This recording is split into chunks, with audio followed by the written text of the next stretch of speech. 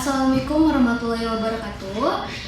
Halo semuanya, selamat datang di podcast kami. Perkenalkan, saya Rizka Malaysia Putri. Selaku host pada kesempatan kali ini, terima kasih kepada Bapak Revan dari Dinas Komunikasi dan Informatika Kabupaten Lebak yang telah bersedia hadir dan meluangkan waktunya untuk berbincang pada kami. Pada episode kali ini, kita akan membahas tema implementasi program public relation dalam meningkatkan kepercayaan publik. Tema ini sangat menarik karena di era digital seperti sekarang, komunikasi antara pemerintah dan masyarakat menjadi salah satu faktor penting dalam membangun citra, transparansi, serta kepercayaan publik terhadap pemerintah daerah. Baik, langsung saja kita masuk ke sesi perbincangan. Bapak, aku mau nanya dulu nih. Sebelumnya, untuk nama dan jabatan Bapak di Diskominfo Kabupaten Lebak itu sebagai apa? Baik, Assalamualaikum warahmatullahi wabarakatuh. Terima kasih Teh Rizka, nggak apa-apa saya panggil Teh Rizka ya. Rizka kan ya, betul ya, Teh Rizka dan juga rekan-rekan semua. Perkenalkan, nama saya Revandika Maulana. Saat ini saya jabatannya di Dinas Kominfo Kabupaten Lebak, atau tepatnya Dinas Komunikasi, Informatika, Statistik, dan Persandian Kabupaten Lebak sebagai Peranata Hubungan Masyarakat Ahli Muda, seperti itu. Apa saja sih Pak tugas dan tanggung jawab Bapak dalam bidang komunikasi publik? Baik, jadi tugas dan jabatan saya itu diatur secara kelembagaan. Ada Peraturan Menteri Komunikasi dan Digital yang terbaru saya lupa, tapi tahun 2024, yang sebelumnya tahun 2019. Di peraturan tersebut, jabatan yang saya emban ini ada sekitar 11-12 tugas. Nah, itu kalau secara aturan. Tapi secara praktik di Diskominfo, tugas yang saya laksanakan, saya melakukan relasi media, lalu juga kemudian pengelolaan media sosial, juga pengelolaan layanan pengaduan, seperti itu. Menurut Bapak nih, seberapa penting peran public relation dalam instansi pemerintahan saat ini? Baik, jadi peran public relation itu ada dua sisi. Jadi yang pertama, dia sebagai masyarakat atau sebagai publiknya, juga sebagai berpihak ke perusahaan, atau dalam hal ini adalah ke pemerintah daerah, seperti itu. Nah, perannya seperti apa? Memastikan bahwa apa-apa yang disampaikan ke masyarakat itu diterima dengan baik. Misalnya kita tahu bahwa salah satu hambatan pemerintah itu adalah komunikasinya yang kaku, berdasarkan data-data atau penyampaian yang terkesan baku. Nah, itu kita public relation secara umumnya adalah menyampaikan hal-hal tersebut kepada masyarakat agar mudah diterima, mudah dipahami, dan kita pun menangkap feedbacknya masyarakat seperti apa terhadap apa yang sudah kita sampaikan itu. Program public relation atau komunikasi publik apa saja yang saat ini dijalankan oleh Diskominfo Kabupaten Lebak? Baik, kalau secara umum sih kita mengacu ke Permen Kominfo tahun 2024 nomor 24 kalau saya tidak salah, tentang urusan konkuren bidang pemerintahan, bidang komunikasi dan informatika. Nah, jadi kalau secara public relationnya itu ada pengelolaan layanan pengaduan, terus kemudian pengelolaan media sosial, kemudian juga dokumentasi dan peliputan pimpinan, kemudian juga ada kemitraan dengan komunitas, layanan informasi, relasi media, terus juga kemudian peningkatan kapasitas SDM di pengelola media sosial di Kabupaten Lebak. Nah, hal-hal itu kita lakukan agar tentunya kita bukan hanya menyampaikan informasi keluar tadi yang sempat disampaikan, tetapi juga kita memastikan bahwa SDM komunikasi yang ada di Lebak ini juga dapat teredukasi dan menjalankan tugasnya dengan benar, seperti itu. Apa tujuan utama dari program-program tersebut bagi masyarakat, Pak? Baik, kalau secara umum sih memang public relation itu kan membentuk citra ya, baik itu perusahaan swasta atau dalam hal ini pemerintah daerah. Nah, kalau di kita di Diskominfo adalah bagaimana kemudian pemerintah daerah ini hadir, pemerintah daerah ini ada untuk masyarakat, salah satunya dengan program-program yang kita punya kita sampaikan. Jadi jangan sampai masyarakat tidak tahu, masyarakat tidak paham apa sih program pemerintah daerahnya, apa sih capaiannya, seperti itu. Baik, Pak. Bagaimana cara Diskominfo menyampaikan informasi agar lebih mudah dipahami dan diterima masyarakat? Baik, jadi secara umum kita juga mengikuti perkembangan zaman. Iya. Jadi kalau mungkin dulu kita lewat surat kabar, lewat radio misalnya, atau lewat media-media konvensional lain. Saat ini Diskominfo kita mencoba untuk berinovasi, selain dengan surat kabar, masih dengan billboard atau dengan radio seperti yang bisa terlihat. Juga kami ada satu program inovasi sebetulnya sudah berjalan 2-3 tahun, ada namanya podcast Lebak Bicara. Nah, podcast Lebak Bicara ini tayang rutin setiap hari Rabu jam 10 pagi secara live di sosial media kita, di Instagram, di TikTok, dan juga di YouTube. Kita bekerja sama dengan radio. Agar apa? Kita memahami bahwa saat ini masyarakat sudah mulai malas membaca koran, website seperti itu. Tapi kita pastikan bahwa sarana-sarana sosialisasi kita, sarana publikasi kita juga menyentuh masyarakat, salah satunya dengan podcast. Nah, podcast ini nanti akan kita potong-potong tuh. Kalau sekarang tuh bahasanya clipper ya, yang masuk ke short gitu kan, masuk ke reels yang sedikit-sedikit, nanti itu kita jadikan seperti itu. Jadi informasinya kalau masyarakat mau yang melihat secara utuh ada, tapi yang butuh yang sedikit-sedikit juga ada, seperti itu. Baik, Pak. Media apa yang paling efektif digunakan untuk menjangkau masyarakat saat ini, Pak? Kalau berdasarkan pantauan kita memang bergantung dari sasarannya. Kalau memang sasaran kita ke masyarakat ya bisa dibilang tentang umur Gen Z atau Gen milenial, mungkin bisa di medsos. Medsos pun kan ada yang lebih banyak Facebook, bapak-bapak, ibu-ibu. Meskipun sekarang TikTok juga sudah mulai banyak ya, ada yang di IG, ada juga di YouTube. Tapi kemudian juga kita tidak melupakan akar kita di masyarakat.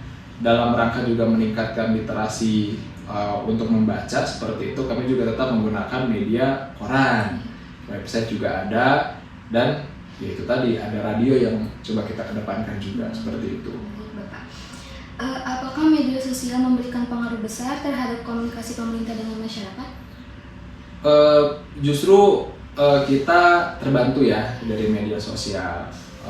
Saat ini media sosial itu sudah seperti apa, mungkin semacam etalase mungkin ya. Ketika kita pengen tahu sesuatu, entah jangannya seseorang atau apapun itu, pasti yang dicari medsosnya dulu, ada atau tidak medsosnya, aktif atau tidak. Nah, ini kita jadikan sebagai tantangan sekaligus peluang. Tantangan karena otomatis yang mengurusnya pun harus menyesuaikan dari desain grafisnya, captionnya, temanya. Tapi kita jadikan ini sebagai peluang karena kita lebih punya banyak ruang untuk bisa berekspresi agar informasi yang kita sampaikan juga bisa tepat sasaran, seperti itu. Bagaimana strategis Diskominfo dalam menghadapi penyebaran hoax atau informasi yang tidak benar? Baik, ini juga jadi salah satu concern kami agar informasi yang diterima ke masyarakat bisa utuh dan bisa memberikan feedback yang baik. Yang pertama, kami bermitra dengan kelompok informasi masyarakat, itu berada di kecamatan-kecamatan, basisnya ada di desa. Kita ada sekitar 344 desa, 28 kecamatan, kita bentuk komunitas di sana agar tentunya informasi-informasi yang diberikan oleh pemerintah bisa tersebar merata ke masyarakat. Itu satu. Yang kedua adalah kita membentuk atau meluncurkan layanan pengaduan, layanan aspirasi dan pengaduan. Itu berbasis WhatsApp, jadi tidak ada alasan harus ribet install aplikasi atau apapun itu. Cukup dengan WhatsApp, itu masyarakat bisa mengkonfirmasi informasi yang ada.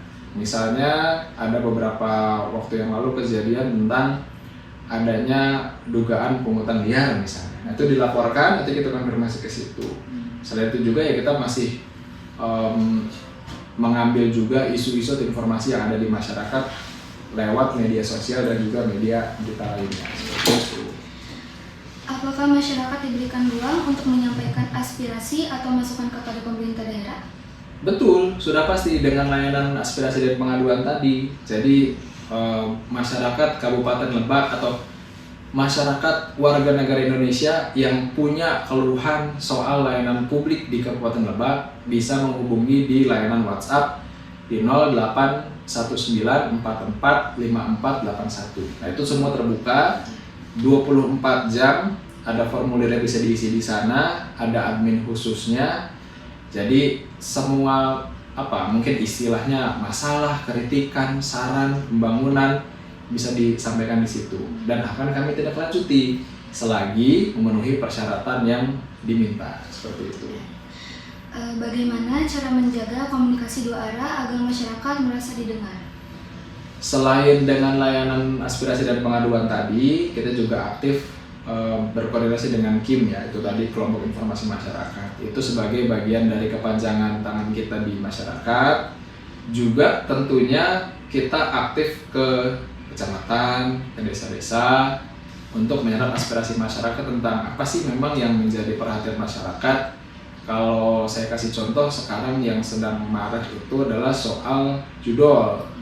Jadi banyak masyarakat yang kemudian bertanya bagaimana kemudian kita bisa menghalau judol atau kok tiba-tiba nomor saya diteror sama pinjol misalnya seperti itu. Itu kan masyarakat banyak yang belum mengetahui bahwa misalnya kalau judul itu sekarang banyak yang berupa aplikasi permainan, atau kalau pinjol bisa jadi nomor bapak ibu diberikan oleh orang-orang terdekat sebagai jaminan gitu kan. Nah, itu yang perlu kita edukasi. Sebetulnya selain ke masyarakat, kita juga aktif ke sekolah-sekolah, juga ke mahasiswa. Ini ditandai dengan di tahun kemarin itu kita sempat mengisi salah satu namanya ospek mungkin kalau di bahasa sekolahnya ya, mabis apalah pokoknya itulah ya. Kayak PKKN PK ya itu apapun itu namanya gitu. Kami datang ke sana, kami sampaikan bahwa pinjol, judol, dan juga peredaran narkoba di media online sekarang sudah semakin marak seperti itu sih. Sosialisasi. Betul, sosialisasi. Baik Bapak, apa tantangan terbesar dalam membangun kepercayaan publik di era digital sekarang? Kalau saya mengutip kata-kata dari pimpinan saya, sekarang itu eranya post-truth. Jadi masyarakat itu lebih percaya apa yang terjadi di dunia maya ketimbang mengkonfirmasi langsung di dunia nyata. Mungkin teman-teman sekalian atau nanti yang sedang menonton ya, karena ini tayangan di kelas, coba tanya bapak ibunya kalau dikasih lihat tayangan AI, percaya atau enggak. Nah itu orang tua teman kita ada yang bilang bahwa ada Pegasus katanya dijagain sama polisi. Jelas-jelas kan itu sebenarnya sudah pasti salah. Masa polisi ngejagain Pegasus gitu ya, dan masa ada Pegasus di Indonesia di sawah misalnya gitu. Nah itulah tantangan, salah satu tantangan terbesar kita adalah bagaimana teknologi ini semakin maju justru dimanfaatkan untuk hal-hal yang tidak bermanfaat oleh sebagian masyarakat. Ini menjadi tantangan kita karena kalau kita harus menyusuri 344 desa misalnya di Lebak, satu-satu kita susuri, pertama tidak akan cukup waktunya. Yang kedua pun anggaran kita akan terfokus ke situ, jadi pembangunan lain tidak bisa kita lakukan seperti itu. Ini juga jadi peran aktif dari teman-teman mahasiswa yang punya, mungkin yang masih ada orang tuanya, keluarganya yang dari, mohon maaf, yang belum bisa terjangkau internet, harus diberikan pemahaman. Jadi bukan semata-mata menjadi tugas Pemda, tugas pemerintah untuk mengedukasi. Nah teman-teman ini yang sudah ngerti, sudah paham, dia kasih tahu. Nggak mungkin ada Pegasus, nggak mungkin ada buto ijo misalnya atau apapun itu gitu. Nah itu harus dibantu juga sih ya menurut kami. Baik Pak.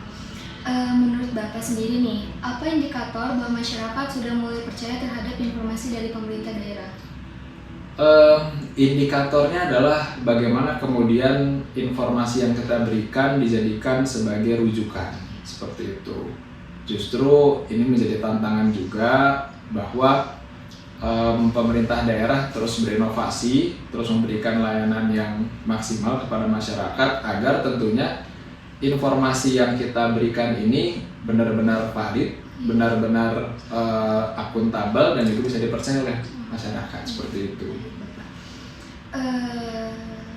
Apakah ada perubahan respon masyarakat setelah program komunikasi publik dijalankan?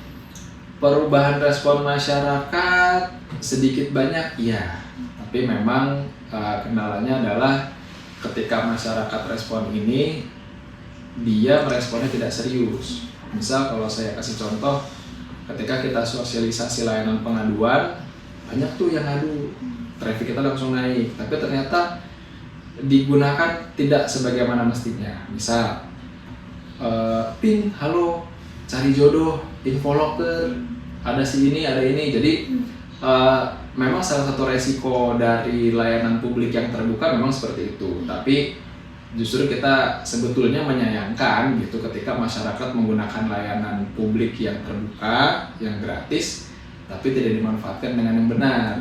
Jadi kami juga sekaligus mendorong untuk masyarakat, jika memang ada layanan yang gratis dan terbuka, manfaatkanlah sesuai dengan peruntukannya, seperti itu. Bagaimana evaluasi yang dilakukan untuk melihat keberhasilan program public relation tersebut? Evaluasi terus kita jalankan berdasarkan standar operasional prosedur yang sudah kita tetapkan. Misalnya, kalau kita merucut pembahasan seputar layanan pengaduan misalnya ya, sebagai upaya kami menyerap aspirasi masyarakat, yang kemudian aspirasi masyarakat itu kita buat kebijakannya sudah kita susun, kita sampaikan kembali ke masyarakat, seperti itu. Nah, itu bagaimana tindak lanjut dari perangkat daerah terhadap laporan yang masuk. Mundur ke beberapa pertanyaan sebelumnya, kan tadi pertanyaannya adalah gimana sih Pak cara indikator bahwa informasi yang disampaikan ke masyarakat itu berdampak baik, seperti itu kurang lebih yang mengukur indikator masyarakat. Nah, indikatornya adalah bagaimana respon masyarakat terhadap informasi yang kita berikan. Justru menurut kami diawali bagaimana kita merespon informasi masyarakat ketika mereka memberi informasi kepada kita. Jadi ketika respon kita baik, otomatis masyarakat juga akan menganggap itu responnya baik dan akan saling terjadi komunikasi yang baik, seperti itu. Evaluasinya paling ya melihat dari SOP, apakah selama ini pelaksanaan programnya sudah sesuai dengan standar, apakah pelaksanaan programnya sudah sesuai dengan apa yang kita tentukan atau seperti apa. Apa harapan Bapak terhadap hubungan komunikasi antara pemerintah dan masyarakat ke depannya? Tentunya tidak lain dan tidak bukan adalah mencapai sebuah keharmonisan ya. Karena jangankan kami pemerintah daerah atau pemerintah secara umum kepada masyarakat, mungkin teman-teman juga kalau punya pasangan, nggak usah pasangan deh, siapa tahu masih ada yang belum punya gitu ya. Sama orang tua nih, sama teman sekelompok, kalau komunikasinya belum baik juga pasti akan chaos ya gitu. Jadi miskomunikasi. Jadi jangan sampai komunikasi yang mungkin terlihatnya sederhana, komunikasi cuma ngomong, cuma ngobrol, cuma chatting, padahal kan ketika kita mempelajari itu lebih dalam, mungkin teman-teman nanti diajarin di mata kuliah bahwa ada faktor-faktor lain yang mempengaruhi komunikasi itu. Nah, dalam konteks pemerintahan dan masyarakat, harapannya tentu dari kami juga terus berinovasi agar informasi yang kami berikan kepada masyarakat juga bisa tervalidasi, diterima dengan baik, dan dari masyarakatnya pun usahakan sebisa mungkin untuk mencari informasi yang pasti. Jadi bukan hanya sekedar katanya, karena ini konteksnya di Lebak, jadi bukan cek si eta, cek si anu gitu, cek si eta kieu. Nah, itu harapan kami sih tidak terjadi lagi seperti itu, tapi langsung dari ahlinya, langsung dari sumbernya, agar apa? Masyarakat juga bisa mendapatkan informasi yang baik dan valid untuk kehidupannya. Baik, Bapak. Adakah pesan yang ingin disampaikan kepada masyarakat Kabupaten Lebak terkait pentingnya menerima dan menyaring informasi dengan bijak? Baik, wargi Lebak, tentunya di saat perkembangan teknologi sudah semakin masif, menyaring informasi menjadi sulit karena di era disrupsi informasi ini istilahnya tuh informasinya terlalu banjir gitu. Jadi ibarat kalian makan di payakum buah, terus tiba-tiba lauknya tek banyak. Kalian pasti bingung sih, makan tunjang dulu apa jangek siram dulu, ya kan? Ayam pop dulu atau rendang dulu kira-kira. Nah, memang ketika kita sudah informasinya banjir, kita bingung mau ngeberesin kamar dulu atau dapur dulu. Nah, harapannya di tengah era banjir informasi ini, masyarakat Kabupaten Lebak tetap fokus dan tetap bisa memilah dan memilih informasi yang baik dan bisa mengecek kembali keaslian informasinya. Jadi jangan sampai kita sudah punya kolesterol, makan rendah, makan tunjang, makan ayam gulai. Nah itu kan nanti jadi kolesterol naik ya, kasihan. Jadi sininya sakit, kalian itu masih pada muda, udah jompo gitu. Nah, jadi itu umpamanya seperti itu, teman-teman. Kan ada yang warga Lebak juga ya, Rizka juga dari Lebak. Harapannya juga turut mengedukasi masyarakat, minimal keluarganya, agar informasi yang diterima itu juga bisa disaring, bisa lebih valid, bisa lebih baik, agar informasi yang diberikan juga bisa lebih optimal seperti itu. Baik Pak, terakhir nih Pak, pertanyaan dari aku. Menurut Bapak sendiri, apa kunci utama dalam membangun kepercayaan publik melalui komunikasi publik yang baik? Baik. Di Indonesia sudah ada Undang-Undang Nomor 14 Tahun 2008 tentang keterbukaan informasi publik. Lalu kemudian ada peraturan turunannya, Peraturan Komisi Informasi Nomor 1 Tahun 2021 tentang standar layanan informasi publik. Kuncinya adalah bagaimana kita tetap bisa terbuka kepada masyarakat, tetap transparan, dan tetap akuntabel. Kalau transparan itu kan bisa kita lihat tapi tidak bisa kita sentuh. Dalam artian apa? Masyarakat itu mungkin sudah jengah misalnya gitu ya dengan pemberitaan yang ini itu gitu. Tapi kita pemerintah berkomitmen untuk bisa transparan kepada masyarakat bahwa secara aturan tersebut yang tadi saya sebutkan memang ada beberapa informasi, ada beberapa hal yang bisa diakses secara serta-merta, bisa setiap saat dan diperbarui secara berkala. Nah, ketika kita berpedoman kepada dua peraturan itu saja minimal, ya kita yakin bahwa masyarakat akan percaya dan komunikasi publik yang kita jalankan juga bisa lebih optimal seperti itu.